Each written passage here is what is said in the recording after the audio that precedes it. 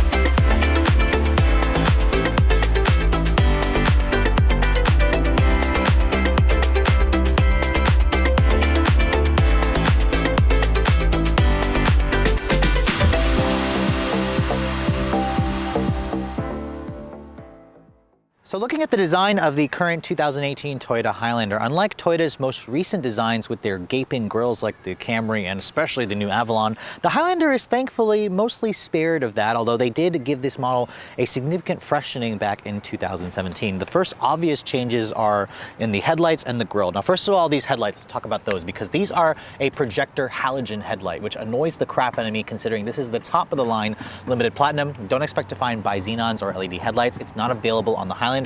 What they did change is the actual look of the headlights with a new projector bulb housing, and then there's a new LED running light that kind of goes on the bottom edge of the headlight as opposed to the pre-refresh model, which is down here. Down here you also have just halogen fog lights, and then the turn signal is up here next to the headlight. Now this one, being the limited platinum, also has slightly more chrome in the grille.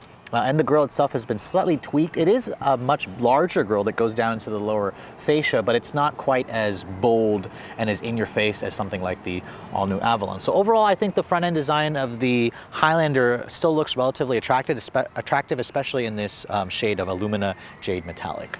So looking at the side profile of the current generation Highlander, if you guys own the first generation, you're going to notice this is considerably larger, and that's because Toyota had to stuff a third row and they needed to compete with everything else in the segment. But first, let's talk about the wheel sizes, because this vehicle is offered in 5 different trim configurations. This one being the limited platinum, you can tell because it's got the 19-inch dark chrome wheels, which are slightly darker finish versus the 19-inch wheels you get on the limited version. The SE also has a 19-inch wheel. All the other ones will have an 18-inch wheel. These are riding on 245, 55 series Toyo all-season tires. But overall, I think it actually does look relatively nice, although for some of you may find there's a little bit too much bright work looking at this vehicle. Now, around the rest of the profile, it's wheelbase at 109.8 inches long and an overall length of around 192.5 inches long. This is basically smack in the middle. It's actually a little bit smaller than something like the Volkswagen Atlas or the Honda Pilot. So for some of you, this may be the right size. Now, keep in mind, the Highlander does not ride on the Toyota TNGA platform. This actually rides on the updated Toyota K platform that we've seen since the first generation Highlander. So I expect Toyota to be working on a new version soon that will be built on that new platform.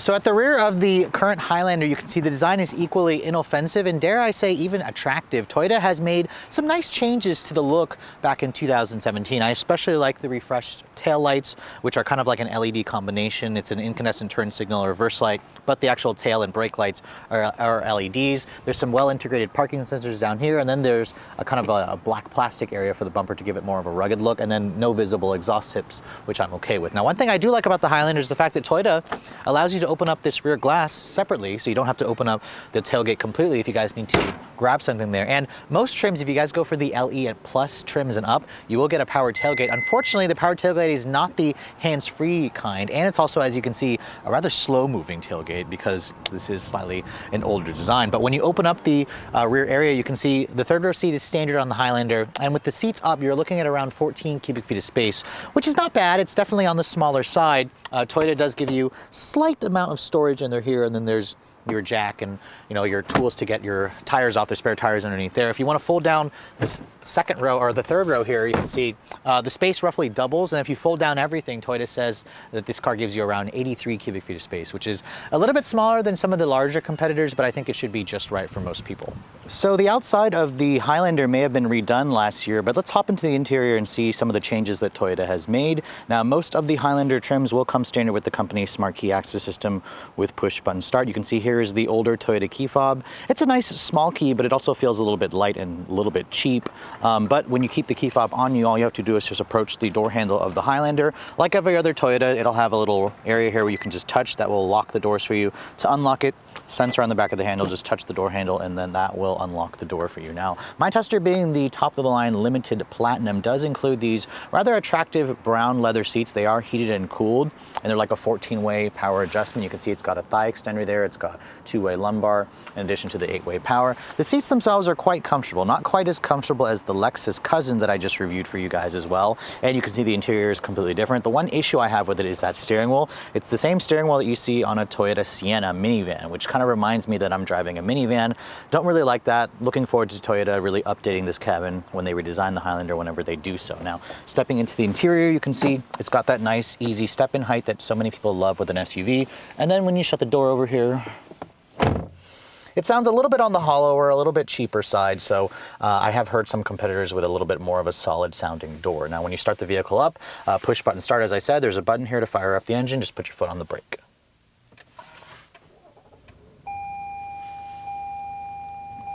And you can see it's got that typical Toyota silky smoothness with that 3.5 liter V6 engine. It actually sounds pretty good. It's very sewing machine smooth. It's like butter. So it's the same motor that's in the Lexus RX 350, but it makes a little bit more power here versus the L model that I showed you guys earlier this month. Now, looking at the rest of this cabin, you can see Toyota hasn't really made any changes when they refreshed the exterior. It's still relatively the same. The dashboard has a soft touch graining material with this faux stitching on this part of the dash. The stitching is also faux on this side, although it looks a little bit more real. It's also soft touch, which is nice. The soft touch is kind of carried over to the front door panels where it's slightly padded. It's got more of that faux wood with the silver painted plastic on the door handles there, accenting it. It's nice and soft padded right here. You can see there's a nice little area where you can use this as a grab handle or store your phone. You have 2-person memory seats with this particular trim, and the windows are express one touch for all 4. So that's really nice that Toyota decided to give you that. The steering wheel, as you can see, I don't like the design of the steering wheel. It's the same one off the Toyota Sienna. It's got the faux stitching on the airbag cover here, which I guess is a nice detail. You have all your usual buttons here. The older Toyota switchgear, same with the cruise control stock, where they've moved to a new one on the Camry, on the Corolla, on the new Avalon, and the upcoming RAV4. You can see the gauges haven't really changed. You have a relatively small 3.5-inch helper screen right there, where you can kind of change what it shows right here from these little steering wheel buttons. Like every other Toyota product, Toyota Safety Sense P comes standard, so you have automatic emergency braking, you have adaptive cruise control, you have lane keep assist, but this is the older system, not the 2.0 where it has the active lane trace control or the updated sensors and cameras and whatnot.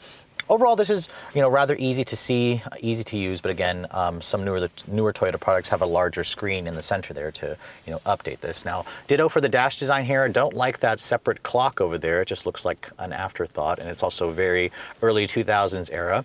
This is the older Toyota Entune head unit.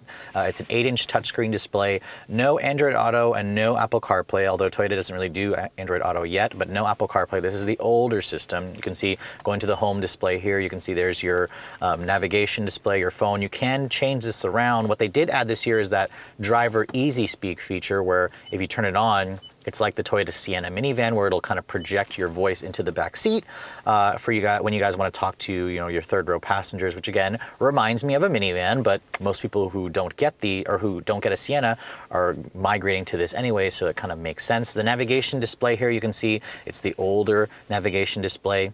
It sort of tries to work like a tablet, but it doesn't really have great pinch and zoom capabilities. The display itself, the screen, looks okay. It's not really super groundbreaking. I said that before. Toyota is probably just going to have to work on a new updated map system for their newer generations of cars. Now, when you put the vehicle into reverse, being that this one's a limited platinum, you do have a 360-degree camera with a rear parking sensor, which is definitely nice. The navigation graphic, or the camera quality graphics, are not really all that great. It's a little bit grainy, a little bit, crappy looking in the screen resolution. But again, there's a better looking system that I've seen in the new Camry and the new Avalon. So that's something to definitely keep in mind. The interface here, you know, works well. When you go to your apps, it'll take you to all your usual sources here, navigation, phone. It has the voice to read, text message capability. And it'll also show you weather, all that stuff. So this is fine. The JBL sound system in this car also sounds okay. It's nothing really super great. I've never really been a huge fan of JBL and Toyota products. It just doesn't sound all that clear. It's kind of similar to what Honda puts in their, you know, premium audio systems. You have to upgrade to an Acura or a Lexus to get the better Mark Levinson or, you know, ELS system. Now, it's got tri-zone climate control. You can see there's dual zones right here. There's another separate one for the third row or the second row here. I do like the fact that Toyota gives you this nice little storage area right here, although this would be the perfect location for something like a wireless phone charger, but that is absent, of course, because this is an older car. Down here, there's a few more buttons. There's an actual snow mode. You can turn off your stability control, your downhill assist. You can lock the center diff. This controls the new 8-speed automatic transmission. Toyota replaced this transmission, or the old 6-speed, with this one back in 2017. You can see there's a nice little toggle here for the heated and cooled seats, which offer 3 different ways. Only in the front. The rear is just heated, and then you do have a nice heated steering wheel from the other controls over here where you can turn the heated steering wheel on. You even have a heated windscreen. And then your parking sensors, you can turn off the auto start stop, which is again new for this feature or for this vehicle when Toyota updated. One thing I really like about Highlanders is the unique kind of storage option here. This door opens up 2 ways. You can see it's a really deep center console with big cup holders here and more storage. So this is exactly what families are kind of looking for.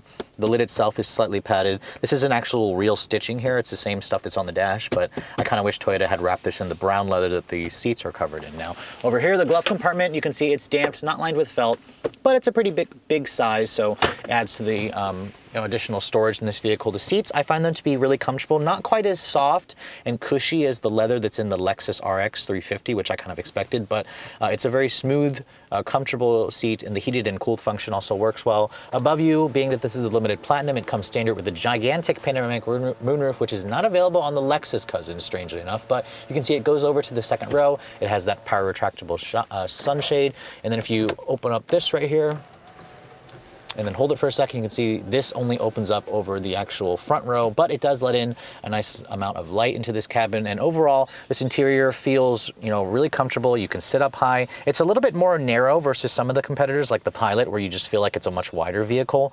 But overall, you're going to kind of get into this and you're going to feel super comfortable, and it's just very familiar from the moment you sit down inside. So like most of the competitors in this segment, the second row is actually not really a penalty box. It's practically as comfortable as the front seats. Now my tester has the captain's chairs, which does make this only a 7-seater. You can go down, get a bench seat, which will make it an 8-seater if you guys would like to do so. Now looking at the rest of the space here, you can see the floor is nice and flat down here, which is definitely a plus. So if you have the bench seat, you could sit 3 people across. There's another little power outlet right here, a standard 12-volt.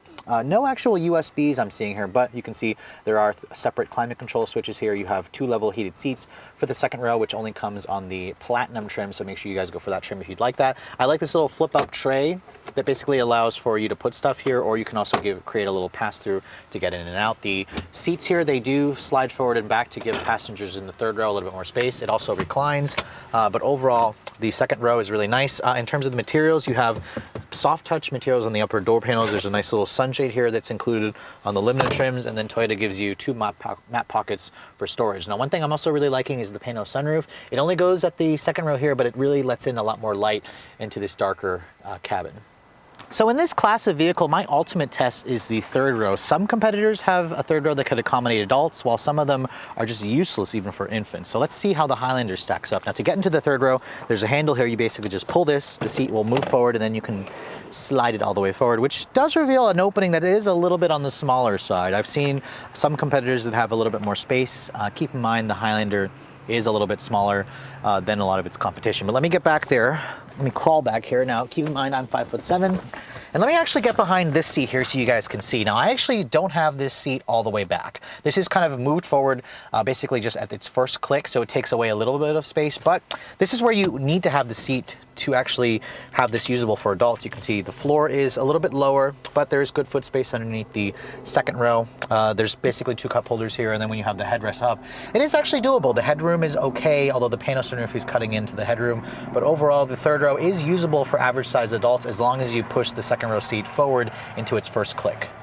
So under the hood of the current Highlander, Toyota actually offers a choice of 3 different powertrains. Now, the other 2 I'll save for a different review. Most people end up getting the V6. Believe it or not, there's actually a 2.7 liter 4-cylinder available in this car. It's only available on the base LE in front-wheel drive, so don't bother getting that one because I would not want to drive a 4-cylinder for this big, heavy beast. Now, most people are going to get the 3.5 liter direct injection V6. It's the D4S, so it's got the direct and the port injection. It was updated for 2017. It's basically the same motor that I showed you in the Lexus RX 350. It makes 295 horsepower and 263 foot-pounds of torque. Honestly, that's really good numbers. That's more power than a lot of the other competitors in the class. And if you're looking for a naturally aspirated V6, this is the one you want. Keep in mind, Toyota also offers a hybrid version, which uses this V6 with 3 electric motors, but that's for a different review. Now, speaking of which, you can take your pick between front or all-wheel drive, like my tester is all-wheel drive, and the Highlander surprisingly gets good gas mileage. This is rated at 20 in the city, 26 on the highway.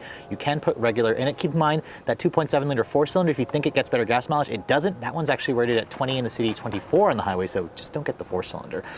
If you guys are planning to tow, this will actually tow up to 5,000 pounds. It weighs around 4,600 pounds as this one sits. It all goes out through a new 8-speed automatic transmission that replaces the previous 6-speed. Let's get it on the road and see how it all performs. So it's actually been a couple years since I reviewed a Highlander for you guys. The last one was like a 2016 before they refreshed it. Now, I did get a chance to briefly drive this new one like 2 years ago at a media drive, but didn't have that much time with it. So stepping into the refreshed one, first driving it, I mean, if you guys have driven a Highlander before, this is a very familiar experience. It's still quintessentially the Camry of crossovers. It's just gotten a little bit bigger over the years, but you know, from its smooth and refined V6 to its, you know, comfortable ride to its secure and just, you know, light steering, the Highlander still represents a really nice, smooth choice in this segment. Now, the one thing that I am noticing right off the bat is the 8-speed auto is definitely an improvement over the old 6-speed automatic, and the engine itself, you know, with 295 horsepower on tap, it's not going to be overwhelmingly quick. 0 to 60 times are over 7 seconds for this, like around 7.4 seconds around there. I want to say that Toyota improved the 0 to 60 time by maybe a half second by switching to this new, you know, updated V6 with the 2 additional gears in the transmission. Now, Highlanders are going to spend the majority of their time here on the open road, on the interstate, and this is where this car seriously excels. It's got a really comfortable, quiet ride. The ride is very soft, but it's not super floaty. I don't find myself getting sick like I do in some of the, you know, really super soft cars, but you know, it's also pretty quiet in here. Now, cruising up at around almost 70 miles an hour, there's very little road noise, very little wind noise, very little engine noise. It's just, you know, a really nice car to drive, especially when you have those long commutes. Now, the steering, as you can see here, the car has plenty of body lean, so this is not the sportier offering in the segment. Go buy the Mazda CX-9 if you guys want that, but that's not what people's main mission is when they buy a car like this. They want it to be a comfortable family car that'll essentially keep the kids quiet or keep the kids, you know, from waking up. You know, most little kids will fall asleep on long road trips, and this is the car that'll essentially put them to sleep. Now, it probably may actually put the driver to sleep, which is why Toyota offers their Toyota Safety Sense P. That beep, which you heard, was the lane departure alert.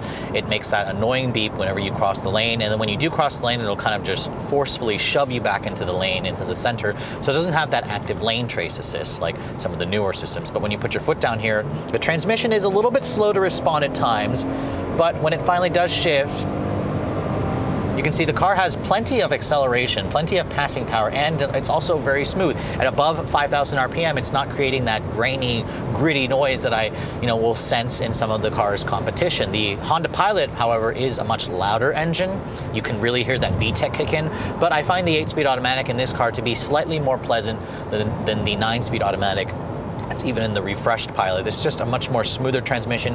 It kind of has its hesitations at time. When I floor it, it takes a second for it to downshift, which is basically what I expected, but the engine will pull very hard all the way up to 6,500 or 6,800 RPM. So it's a cool, you know, experience to drive this. It reminds you why you like a naturally aspirated V6. You know, most competitors are, you know, starting to switch over to a 2-liter turbo 4 or a 2.4 liter like the new Subaru Ascent. This kind of blends, you know, some of the aspects that I really like in the Ascent, but it doesn't feel as big and as heavy as the Volkswagen Atlas or the Honda Pilot. So it's easy to see why so many people still choose the Highlander. It's a really nice, easy car to live with and drive on a daily basis. You can see going on this off-ramp here, the car has plenty of body lean, and the soft steering, numb steering won't inspire much confidence. So again, you'll be taking the corners very slowly in this, and that's perfectly fine. That's exactly why you bought a Highlander. You bought it because it was comfortable and it was quiet, not because you were going to go attack corners in it. This car does actually have a power mode in its transmission. We haven't seen one of those in a while, although Toyota is still using it. It's essentially a sport mode. You could turn it on from that little display here. I'm gonna put the transmission into its actual sport mode down here, and let's try a quick acceleration run from a stop. All-wheel drive grip, so no drama.